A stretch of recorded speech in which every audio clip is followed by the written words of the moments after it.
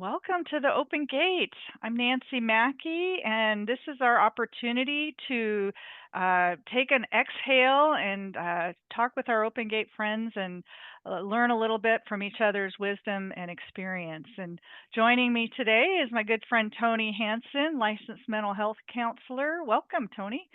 Great to be here, Nancy. Yeah, Tony's been a regular at the gate, and we have so appreciated. You have so many insightful comments, and I've just really appreciate the nuanced approach that you bring to a lot of the things we talk about.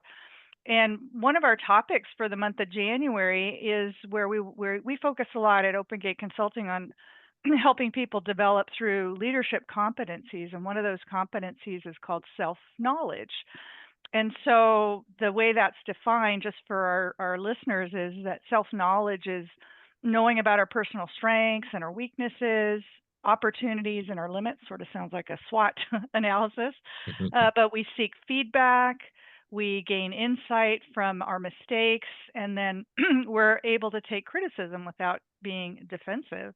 And so, in your role as a mental health counselor, I'm sure you encounter this a lot, but what are your thoughts about that thought of self-knowledge as an actual competency with respect to a leader's ability to be effective?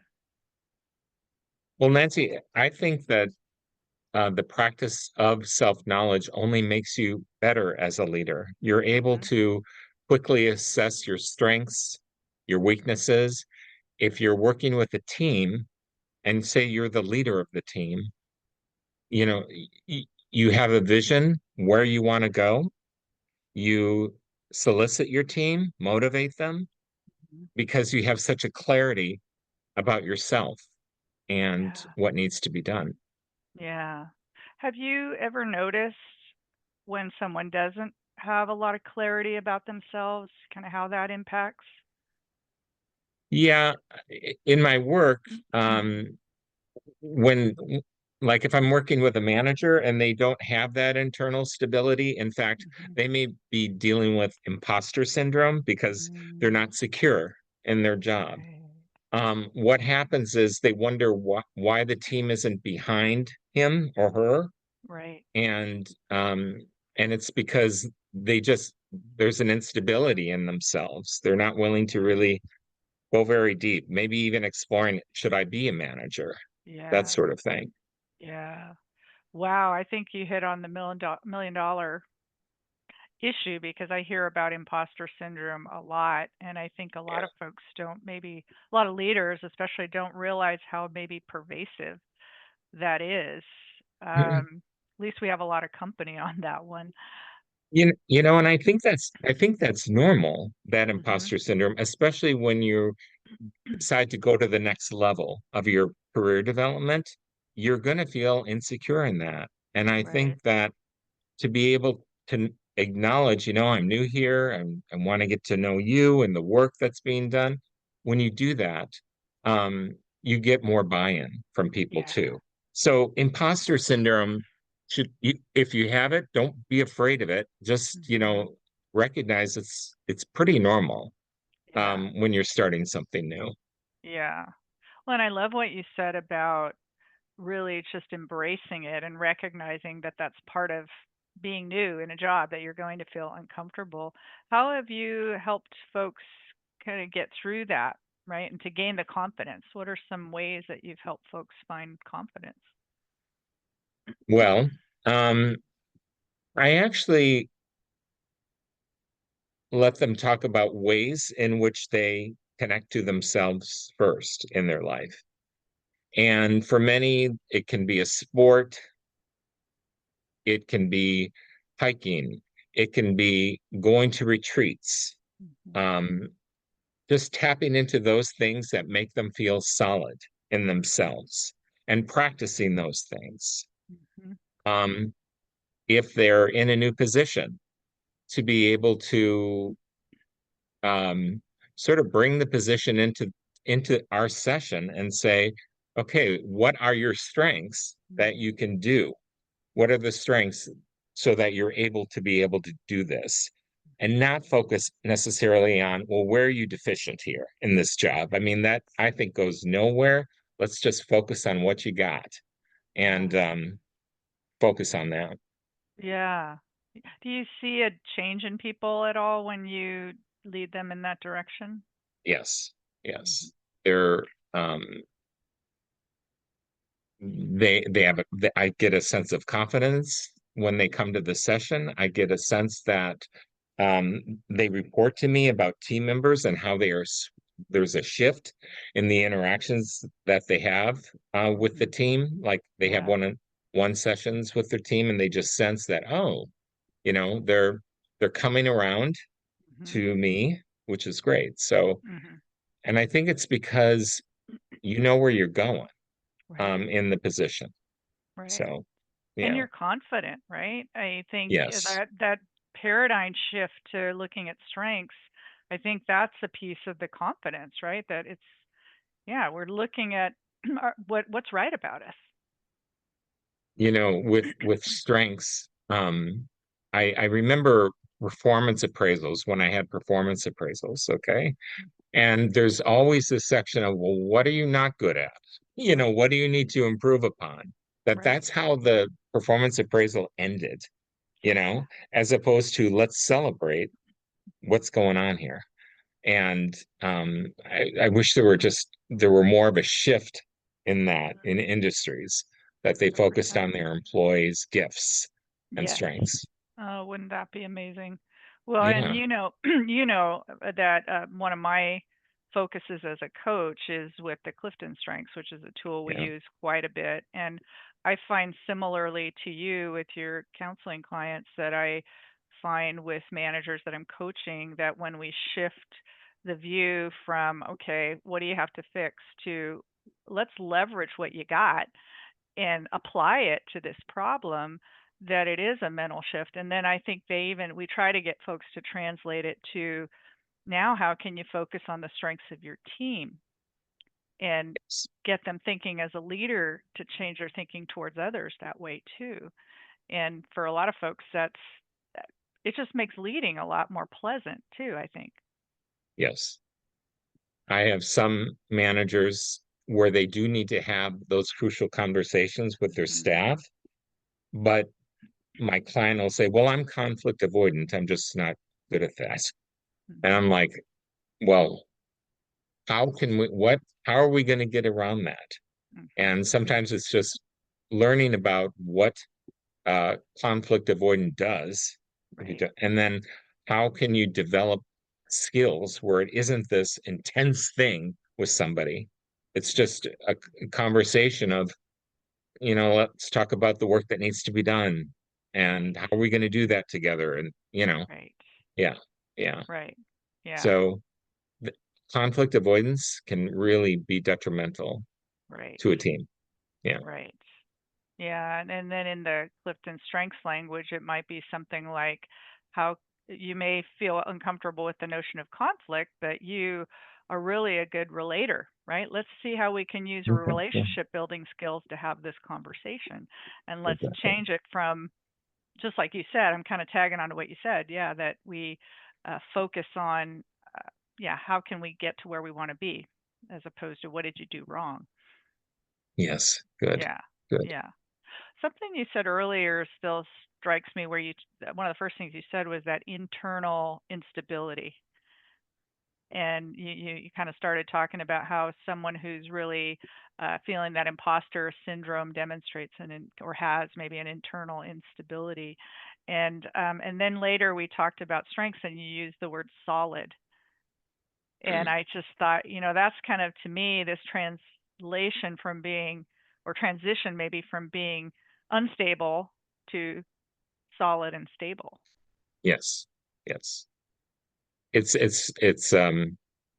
wonderful to see when it happens, you Mhm. know, but Mhm. it's not like anything um new necessarily they've practiced. Right.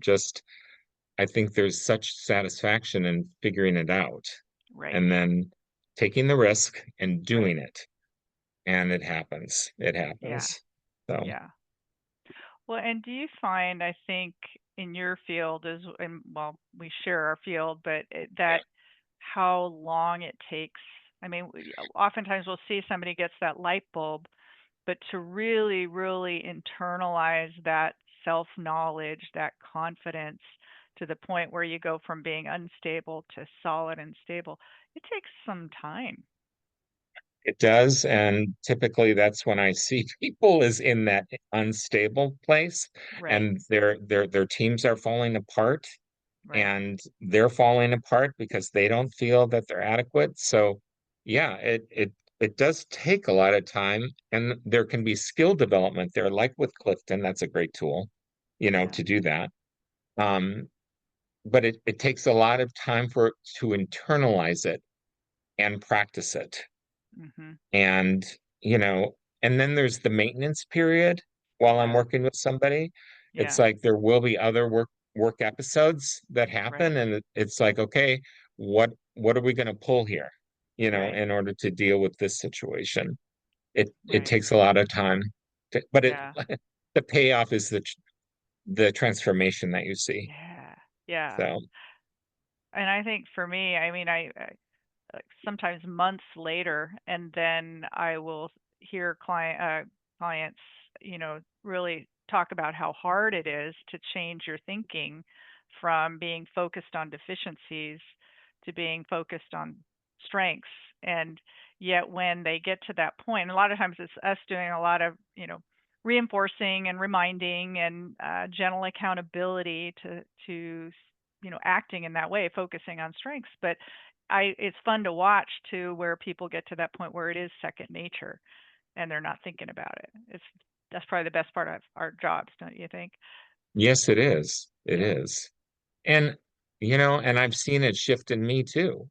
I Mhm. mean, developing the confidence, focusing on my strengths, not not the weaknesses, that are referenced at the end of an appraisal, which thank God Right. I don't have to do those anymore. Mhm. Yeah, me both. Um, yeah. And, just to where people feel a sense of power, Yeah. within their environments. Yeah. And how can't you, and you cannot but follow that, if you have a leader like that. You can't, it's Mhm. just you want to follow it, Yeah. and be a contributor to it. Right. Yeah, it's So, energizing and you know, fulfilling and fueling and yeah. Yeah, mhm. you feel good. Yeah. What are there's that whole notion of how do we acquire self-knowledge, and I think that's something. I mean, again, in my work, I find I'm guiding people, through exercises and things to try to help learn more about themselves. How have you helped people kind of acquire? What are some of your tips? Well, I can talk about what's worked for me. Yeah. You know, I have found that um, the whole thing is about getting to know yourself, Yes. right? And it's not always necessarily about skill building, but really developing that relationship with you. Yeah. And how I've done that is retreats. I've Mm. gone on spiritual retreats, for example, Yeah. that really and they're silent retreats, by the way. We So, talked about those. Yeah. yeah. Amazing. And they're wonderful in terms of things being able to surface very quickly Mhm. without technology there and everything. It's just a wonderful experience too. Yeah. Um, I I'm I've sort of shifted my view of continuing education. Before it was so much about, oh my God, I got to get the hours, it's Right. coming up. And Right. I would do anything in order to accrue hours. Mhm. But now I'm just looking at training as opportunity to to build a skill, but to know myself in the process. Mhm. As a training is only as good as if it helps me in my own life. Right. Then I can give it to somebody else. Right. So continuing education is that. Um, s- Hikes. I mean, being able to go hiking, Mhm. that is when I'm most present, Mhm. and where it's just one step in front of the other, and then there's no time for the other stuff to come in. That's the Right. beauty of hiking. And it's Right. just, again, it's building on that relationship with you. So anything that fosters yeah. I'm just thinking anything that fosters Yeah. that relationship is Yeah. really good. That you got to figure out what are your own things to do. Mhm. Yeah, So, and what I'm hearing from your examples, what I'm taking away too, is that removal of distractions. I think yes. about the fact that we have so many distractions anymore, and I've given folks that advice to just go away for a weekend, and have the similar to your. I love your personal retreats. Yours are pretty deep, right, with the silent retreat for days at a time. But even And just you love the outdoors and I nature do. and yes. Exactly. And Yeah. same thing, right? It's like you're unplugging from all the technology, all the input, because if Hmm. you're and I watch people hiking when they have earphones on, and I know they're listening to a podcast or a Yeah. radio, and Yeah. it's like, okay, you're still getting input though, and so you're not really allowing yourself the opportunity to hear yourself think. And I Yeah. think that's honestly a big problem. We've got so many ways to stimulate our brain that it's not necessarily creating. And I think your comments about like creating that space for yourself it's really critical, right? Yes. Mhm. Somebody said to me once when I came back to work on a Monday, they they said to me, "Oh, a spa weekend," meaning that I looked like I had been to the spa, and I said, "No, I just was outdoors and hiking," and Getting fresh air and vitamin D and that's exactly, exactly. remove some stress. Yes, Yeah, yes, exactly. Yeah. Yeah, so I,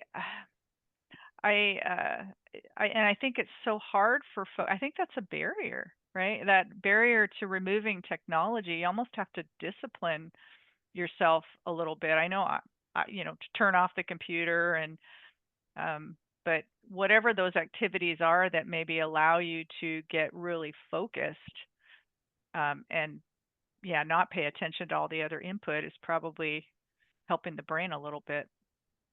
agree. I agree. Yeah, yeah. So, well, you have this wonderful thing you taught me, which especially this time of year, as we're into January now and starting a brand new year, and you for several years now we've been sharing theme words, and you've got me doing it, and I've been sharing it with other friends and got a few other people. So you're having a ripple effect, Tony.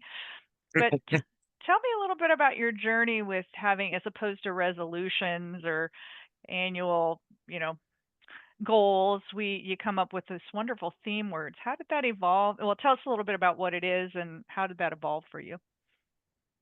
Well, what it is you discerning a word that you would like to practice in the coming year. And I start the process and I encourage clients to start at like beginning of November. Mhm. And so that you come into the new year with the word that you want to practice. Mhm. So for example, my word for 2025 is I just forgot it. Um, Expand. expand. Yes, my word for 2025 is expand.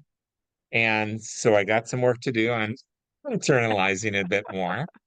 Um, but it just kind of, my word for 2024 was emerge. And I just was like, I want there to be a continuation. And then the word expand, I don't know where I was, but it's like, there it is. It just kind of popped Mhm. up. And then Hmm. I test the word Yeah. and Oh, sort of, that's interesting. is this a good thing to do or not? So I give myself some time. Mhm. But this started for me 25 years ago. Wow. Yeah. It was originally a group of us would go to Kalaloch and Mhm. stay in the cabins Yeah. and during Christmas week and we'd bring all of these magazines and stuff and find imagery that would reflect a theme or a word that we would want. Uh-huh. And then we would share on New Year's Eve what we wanted the new year Ah, to be. Our I words would love it. come to us by that time. Mhm. And then what we do as well is we show up in July Mhm. and sort of say, how's it working? Oh, What's wow. expanding in your life, for example? And then the next New Year's Eve, it's about reflecting on what the word gave you and presenting a new word. Wow. So very intentional. It is not by any means a resolution. Right. It's a theme that you really want to practice in the Mhm. coming year. Mhm. And um, it's made remarkable, it's led to remarkable change in my life Yeah. by having this. And the other piece of this is having something that you see that reflects the word. Mhm. So, for example, so this is the image that I found for expand. So you see the various lights of the flame, Yeah. but Yeah. it's the expansion of light. Yeah. And it doesn't have to be literal. It can be just symbolic of what your word stands for. Yeah. And to have this at home and just to sort of look at it and remind myself how can I expand in my life today? Or if I'm Mhm. in a situation to say, how am I going to expand in this situation? What am I going to do? Mhm. Mhm. So it's really, really powerful. Yeah. Well, and what really struck me when you said, especially the image that came to you of a flame, and you said the lives of the flame expanding your light. I mean, it's expanding your light, right? Your Tony's light is expanding through Yeah. your Yeah. year. And And you've done it yes, as I well. have. Yes, I have. Yeah. Thanks to you. I've been probably the last 3, 4 years, I think. Yeah. Um, And this year was a little harder. You and I were already talking about it, I think, in early November, just kind of emailing each other, kind of, hey, should come up with a word. And it was like the 30th of December. I was just having my morning coffee and it finally just hit me. And again, to those quiet times, right? When you're having quiet time Yes. and your brain's I make it a practice not to open up any technology that first hour of the day, and I try to encourage folks that do not to do that because there's something your subconscious has been working all night, so might see what it has to say. And anyway, that's when I got the word, which mine is a little weird this year. It's the word well, and I even thought that when it came to me, well, that's a weird word. But I looked up the definition, and of course, you can think well being, I'm well, but it's such a far-reaching use, right? So that's Yes. certainly wanting to be well this year, wanting to do well, wanting to treat people well. Well can signify depth, wanting to go deep, right? So Yes. I think I need to put all those definitions in front of me to keep me reminded, but it could be a very fruitful year if I pay attention to that word. So, Since when you told me it was well, I immediately went to a physical well.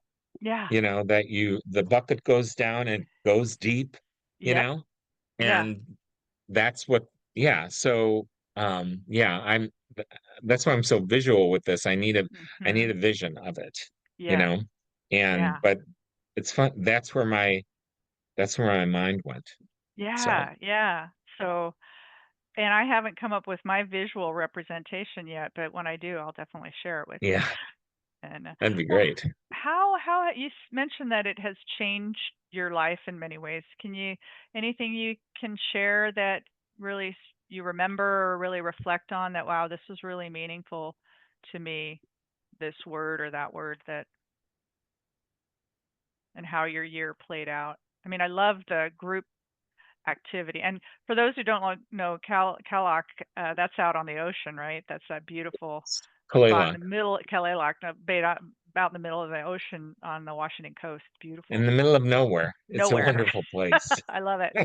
It's a great place.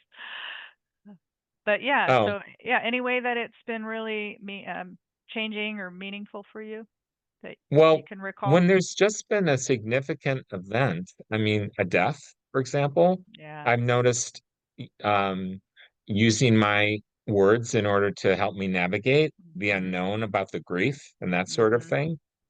Um, Contemplating career change. Mhm. I've always had that word. I've always used Mhm. the word to help in directing me and guiding me. Mhm. It's just sort of a beacon that I can go to. Yeah. Um, but it's typically those, the word actually just readily surfaces when I'm dealing with one of those significant life experiences. Yeah. So, um, it's all, yeah, it's always been there. It's always been Yeah. there. Yeah.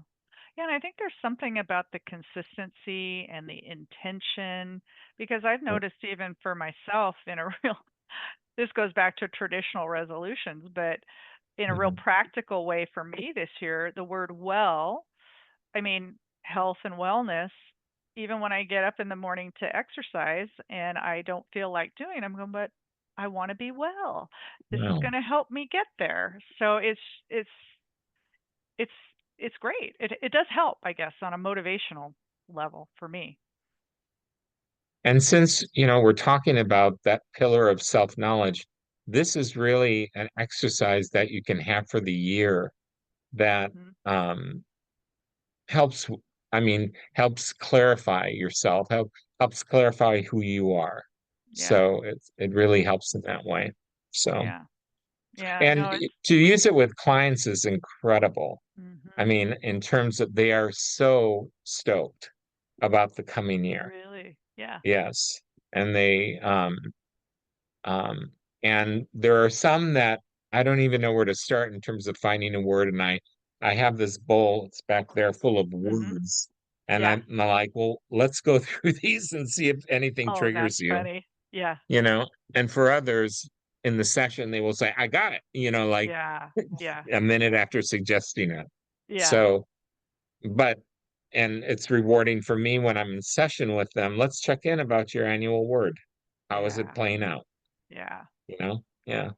Yeah, it's just a great focal point. Well, I'm eternally grateful to you because it has become a part of my practice the last few years. And as I said, it's expanding to other people I know, and I have found it to be very helpful too. So I'm grateful to you for sharing that with me. And well, as we wrap up a little bit, Tony, do you have any words of encouragement for folks that are seeking to get to know, or leaders in particular, are seeking to get to know themselves better, or last words of wisdom you want to share?